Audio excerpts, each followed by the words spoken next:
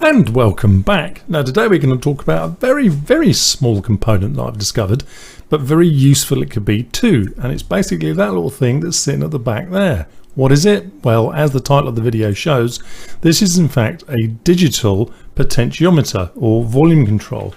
Now let me just shield the back so we get into focus.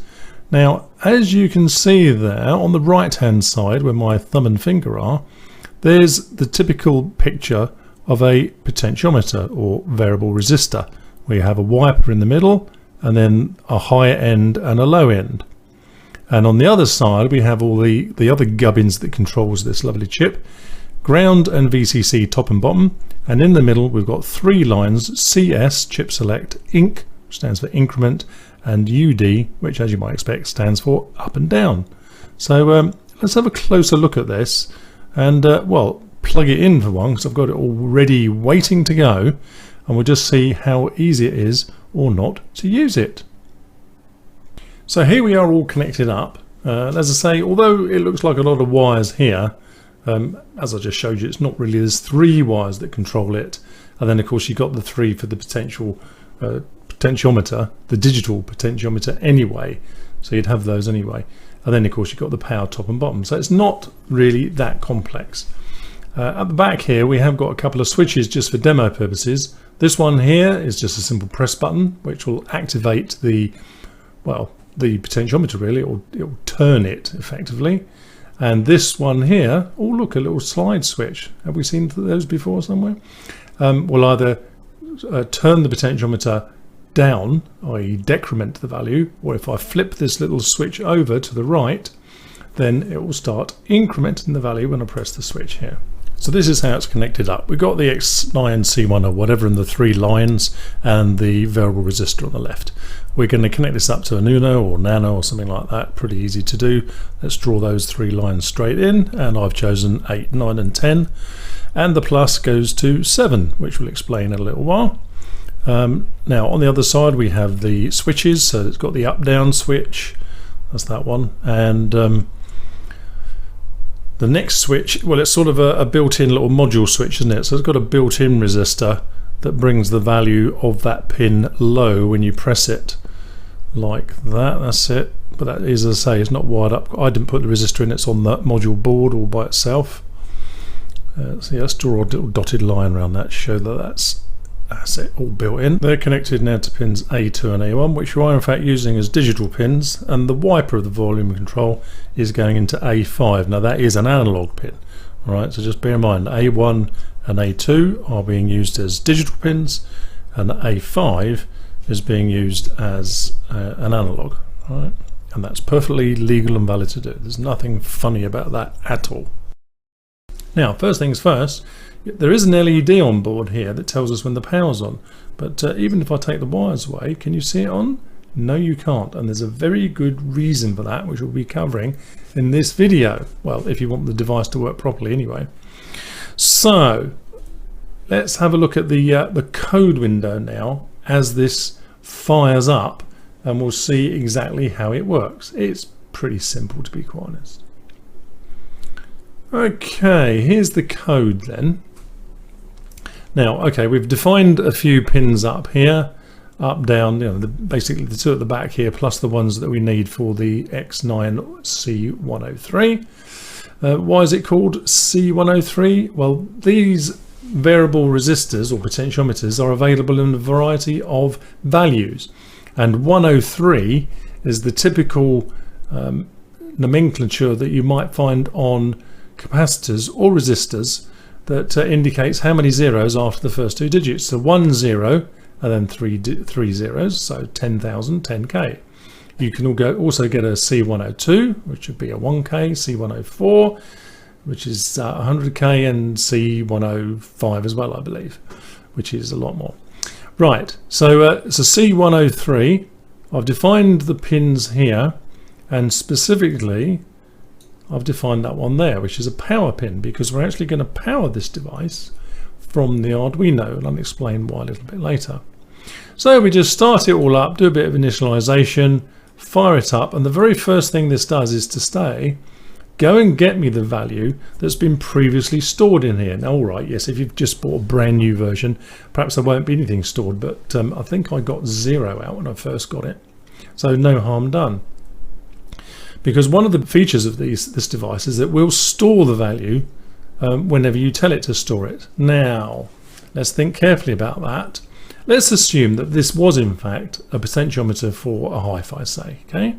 And you're controlling it with, I don't know, an infrared remote control, of which I've done a video about before. The beauty of that, of course, is that it doesn't matter what remote control you use, as long as you can detect and decode what value's been sent to you, well, then you can go up or down on this, no trouble at all. So an old TV remote would work just as well. However, if you're going up and down, let's say a typical hi-fi unit, you might adjust the volume, I don't know, 30 times in a session. Too many? All right then, 20 times. And let's assume that you listen to your music all day, every day. So 7 days a week, so that's 140 changes in volume over a week. Now I think that's a gross underestimation actually, because even when I'm listening to music here at my workstation, I probably change the volume, I don't know, 50 times an evening, you know, because something's a bit too loud, something's a bit too soft, somebody calls up and you can't hear them, so you can turn it down. But let's just say then it really was 20 times a day, 7 days a week, 140 times in total. And you think, well, that's all right, 140. Now 140 times a whole year times 52, 7,280 times in a year. Now I think, once again, that is low. Let's round it up, okay? Let's say it was 10,000 times. The right lifetime of the non-volatile memory on this chip is 100,000 times. Now, given that calculation, 10,000 times a year, in 10 years this will go kaput. But I don't think it is going to be 10 years. I think it'll be a lot sooner than that if we did it on every single depression. So what I do, for this demo purpose anyway, is to say, go and read the value in the code, and whilst you have your finger pressed on here to turn it up or down, because you tend to do that, don't you? Whether it's watching TV or listening to music, you get your remote and you press it and you hold it until it's the right volume, then let go. So this will keep changing it whilst we've got our finger pressed, and then at the end of it, it will say, if we change the volume, go and store the volume. So that means now, of course, that we've reduced the number of times we're going to write to that non-volatile memory by a considerable amount. Of course, during my demo and preparation for the demo, I've probably already used up half the lifetime of that device, I can tell you. But anyway, just bear that in mind. There is 100,000 lifetime expectancy on that non-volatile RAM. Okay. So in the main loop then, apart from checking whether or not we've pressed anything and whether we should store the value, we're going to print it out over here. So as you can see, here's some old stuff that's previously there. So let's clear that and reset. So we start at the beginning of this into the setup. There we are, is to connect. And it says send any value to continue. Now why am I doing that? As you can see the code here, the very first thing it does in setup is to say stop, wait until you've pressed a key. Because I wanted you to see what happens as we go through here and why I've done it in a certain way. So let's just send a value, anything, doesn't matter what it is, any character, just to get the thing moving. And it says, well, I've restored the volume to 28, and that's it. So if you were playing some music, hi-fi, or had a lighting console or something, you know, NeoPixels or what have you, then it would go back to volume 28, which hopefully was the value you last had it at. Well, let's change it then. If I press this button now, we've got this little tiny button here, this slide switch, which you can just about see there, to the left. So it's going to go down. If I'd switched it the other way, it would go up. Okay. So we're going to press this button now. We'd see that 28 going down. So while I keep my finger pressed, it keeps doing it. And then it says, right, you took your finger off when it was 6, and I've stored that value into non-volatile RAM. Or has it? Well, there's only one way to find out, really, isn't there? If I disconnect all this and then reconnect it back up again, it should go and retrieve number 6. Now the problem is, the minute I disconnect my USB cable here, this monitoring serial monitor window will lose its connection. It won't come back again, which is why I have this bit here to say stop, don't do anything, because then we can press the reset and it will reconnect. So let's do that now. So remember, when it comes back, we're hoping it's come back to volume 6. So off it goes, power's down. That's probably long enough. You'll have to take my word for that. I've done this a few times now, and just a few seconds is enough. Right, powered back up. Now I've got to shut this down and re-enable it. And it says connected, and right, there we are, send any key. So let's just send a key again. Anything will do. And it says restoring volume to 5, not 6. That must have just got to the 5th one there before it did it. Now let's switch this the other way. So now we're going to go up, right? While I hold my finger on the button, it will go up. Up it goes. Oh no, it goes up to 100. There are 100 steps in total, which is quite good. I'm going to take my finger off then. It's 76. Should we try that again? That disconnecting bit doesn't take very long, does it? So I'm disconnected. And I'll plug it back in again. Now I've got to reconnect here, so kill that serial monitor and reconnect it. Okay, and send any key. And lo and behold, 76. So what we can say here is, yes, it really is writing stuff to the non-volatile RAM, the EEPROM or whatever it's got inside it, and it restores that on power up. And there's the rub, on power up. As I said before, I'm powering this unit from the Arduino, and that is why. Because if we power this unit just from the standard 5 volts, yes, it does go and retrieve the stored value, but then by setting the chip select value here and the increment pin value here as well, it seemed to really screw that up, and nothing I would do would get it back. It doesn't matter if I had CS low, high, didn't define it, the increment low, high, didn't define it, would make no difference at all. What did work though is that if I disconnected the power down here just on this device, so disconnect, so this device is now powered off. As soon as I reconnect the power, it will go and read that value again. It won't tell us it's done it, it just sort of does it. So let me reconnect that. So it's powered back up. Let's go back to the code window. It doesn't look, nothing's changed. But if I press this, I would hope that it's gone back to 76. So let's have a go. And there we are. Up to 77, 78 and so forth. So that was the clue really, that when we powered this up, yes, it did restore the value. But if we powered it up and then did all this stuff in the setup, setting the chip select pin value and the increment pin value, it just then didn't work after that. There's something going on here to say, I don't know, it cleared the EEPROM out or wrote a different value back or something, whatever. It took me a day thinking about it. I thought, why don't I just power this up in the Arduino? Because by then we can have the chip select value to what we want. We can set it high or low, and we can set the ink pin high or low exactly as we want, and then we can power it up and it should get the stored value, which indeed it does. Great.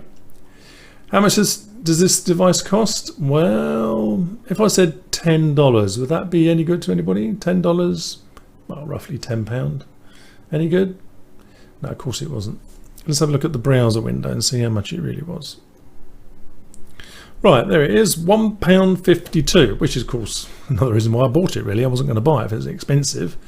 But £1.52, I thought, hey, now I have actually got a real requirement for this device, in as much that at this very desk I'm sitting at, I do have my music running when I'm sort of investigating and doing a bit of research and whatnot.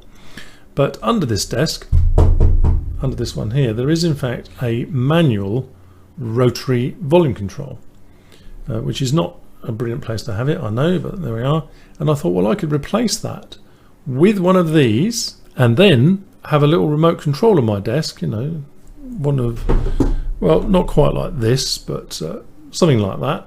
Probably like the one I showed you before, where you had the numbers on it, which we did a whole video on, if you remember, infrared communication. Ah, there it is on screen now. Use one of those to change the volume, or indeed any old broken TV remote or that's no longer used. As long as you can detect the value in the infrared value, you can do anything you like, can't you? So I thought, yeah, I've got a real use for this, and of course I can tell you guys all about it and how well it works. So there we are, £1.52. Now there is a PDF that comes with, well, not comes with it, but is available for it. It shows you stuff like this. Here we are. So here we have all the different values. So as I said, 102 is for the 1K, 103 is the 10K, that's the 100K, and the 503 is a lot more. Right, so the couple of things you have to be aware of here though is that the amount of current you can take through the wiper of this device is quite low, and indeed, well, through any potentiometer you shouldn't be taking an awful lot, and it says on here that you take about 4 milliamps. Now the absolute maximum value, it says here, is 8.8, but if you do that for too long the thing will probably burn out. So if you look at here, somewhere in here it will tell you, it says here, wiper current 4.4 milliamps. That's a good value to use. Well, we're not using anything like that here in this. We're probably using a few microamps, I think, or certainly not a lot, because we're just reading it into an analog port. Additionally, you've got to remember that the terminal voltages of that digital side of the potentiometer can only be plus 5 volts and minus 5 volts top and bottom, so 10 volts total, which is unusual, isn't it, to have a range greater than the VCC. But it mustn't be more than 5 volts, and it mustn't be less than minus 5. And on here, of course, I've got plus 5 and 0, so that's absolutely fine. And okay, there is a slight warning in the blur, but it also mentions it here. Look, the charge pump noise at 850 kilohertz, so not in audio range, could be as high, or typically 20 millivolts RMS. Now that's not going to be in your audio spectrum, so if you were to use this to control music, as I intend to, I don't expect any problems whatsoever with that. Right, what else can I tell you about this in the data sheet? Well, there is a nice little section all about the pins. Here we are. So this tells you what each of the pins does. Remember that a bar over the top, like this one here, where it says ink with a bar, that means it's active low, or when it's going low, let's put it that way. And that's well, that triggers the movement of the wiper. Up and down determines the direction. If you leave the up down pin as high, it will go up, and if you bring it down to ground, it will go down. Quite easy, isn't it? Now chip select is only active low, and I've seen a couple of circuits where they actually wire the chip select to ground permanently. We don't want to do that, because that means you could never store the current wiper value into non-volatile RAM, because CS has to go high for that. So in this circuit anyway, we keep it as an Arduino pin, we keep it low most of the time, but then flip it high when we want to store that value, as I just showed you in the sketch. And then you've got plus and minus, that's it. Simple, isn't it, really? Now it has got a nice little set of diagrams that illustrate this. Here we are. Here's the timing diagrams. Now forget all these bits where it shows you about the arrows and all that. That tells you how long a certain pin has got to be high before something else is allowed to happen. But from our point of view, that's almost instantaneous. And if you're not sure, you can just put a delay of 1 millisecond in. Now, as it shows you here, look, CS, that's active only when it's low. Okay, so when it's low, it's active, and when you bring it high, this module stops responding. It just goes into low power standby mode.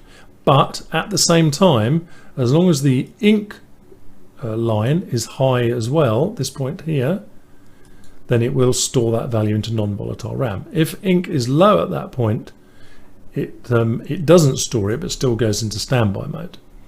So you've got the control to do that if you want.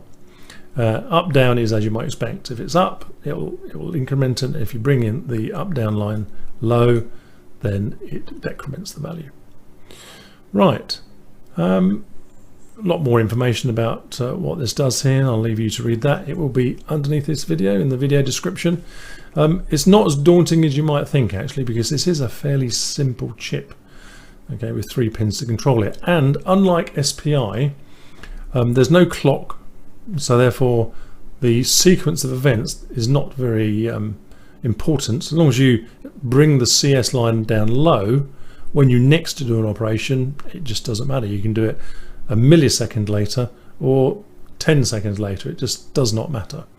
Ditto with the ink and up down, all that. The timing is not critical except where they're showing it on here, which basically says on the data sheet there must be a minimum something like 1 microsecond or something like that before you can continue. And my sketch, I believe, does include a couple of very small delays, as well as a much bigger one as part of the demo to stop it running away with us. Right, the next step really then is to plug this unit into something else, really, just to show you, rather than on the serial monitor, where it could be used, for example. Okay, so let me just plug a couple of little extra bits on here, and you'll see a real live demo of what it could potentially be used for. I'm not going to use it for this because I'm going to use it for actual music volume. When I say music volume, don't start sticking this on a speaker output. It's not designed for that. This is to replace the actual volume control in your amplifiers. We're talking, you know, millivolts or a volt or something, but not the output for the speaker. That's not what it's designed for at all. Okay, just so you know that. Okay, let me get some flashy lights connected up to this, and we'll see how that looks. So just to round off this bit of the project, really, I've got here a sort of practical implementation. Practical, all right. What we're doing is lighting up this NeoPixel display, and we've said it many times. What you're seeing here is absolute rubbish on camera. These are a beautiful green to begin with, then blue, then red, which you can sort of see reflecting off my hand there even better. Anyway, that's not the point. The point is that this sketch is an original sketch that we saw many videos ago, using a rotary potentiometer to determine how many of these were lit up. Now, of course, we're using the X9, and well, the rest of the code is pretty much the same. I've munched the 2 bits of code together. So if we now press this button again and let go, there we are, 2 more have lit up. And if we turn the switch back again, so we're now decrementing the value, we'll hold that on and down it goes. Now it's still a bit slow because of that mapping. I'm sure there's something we can do about that, but for demo purposes I think this is good enough. If we just have a look at the code window while that's running, you'll see. So if you look at this bit of the window here, you'll still see the values going up and down. So I press a few more. Oh, we've lost the workbench. Hang on. There it is. Right. So if I press the value, this down here, you'll see it's going 5, 4, 3. Oh, 2 in fact. So now we've only actually got 2 lit up there. You can see it reflecting quite nicely. So there we are. I mean, it obviously, it was bound to work, wasn't it? Because it's a resistor value at the end of the day. To be quite honest, it would have probably worked better in real life with music, but I've tried using music on videos before, and because the video camcorder and my microphone and all that try to keep the value of the sound the same, it's pretty difficult to hear an increase and decrease in volume actually. So I thought, well, NeoPixels, at least you can see them going up and down. Let me just switch that over again, press it up for, say, as soon as I let go, bang, there it is. It's, it's a good demo that at least something's happening, isn't it?